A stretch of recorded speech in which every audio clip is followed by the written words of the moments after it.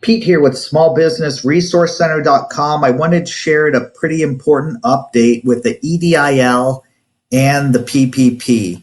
Well, most of this is actually referred to as far as helping people with the EIDL. Keep in mind, I've been trying to reconsider my loan for quite some time because of the fact that really makes no sense. And I wish the SBA would just be explicitly clear on what needs to be done to correct problems.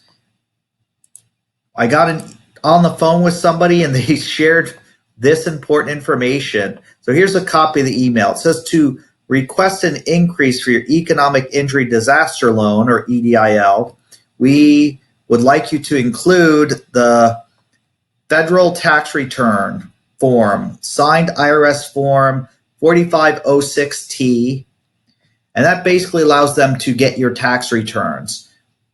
I'm going to put this information in the description, but if you want to watch the whole video and I'll explain it. And then it says complete form 3502 and an explanation why the increase is needed. Put your application number and the word increase in the subject line to your email. Now, this is the email that they gave. I just want to keep in mind that this email, actually both of these go to the same location. I was told by the representative because I told them that over the phone. This is the email I was given by the other representatives. And you can also mail your application to the center right here if you want to mail information in. And they do explain, based on overwhelming interest to the program, there's current funds limited. Well, I want to keep in mind this limited funds is $270 billion left.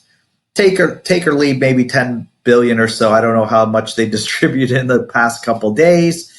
And it says if you need further assistance, try the Paycheck Protection Program. I want to keep in mind the Paycheck Protection Program is forgivable, but because of the regulations on how they have it and the capping that they have, a lot of small business owners or a lot of people are not qualifying for the Paycheck Protection Program. So if you apply, it's a waste of time.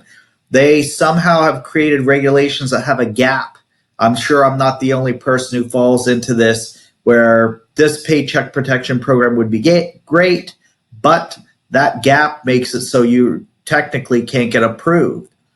So here's the full email. I'm going to put that in the description. And if you need help, comment below on what you need help with. I'll see what I can do to help you out. Smash a like button if this helps you. I try to update important information as soon as it comes out. Or if you know of any other information, share it below. And smash a like button, subscribe, and comment if you need help. Anyways, this is Pete with the Small Business Resource Center trying to get a reconsideration. This information should definitely help you. Have a great day.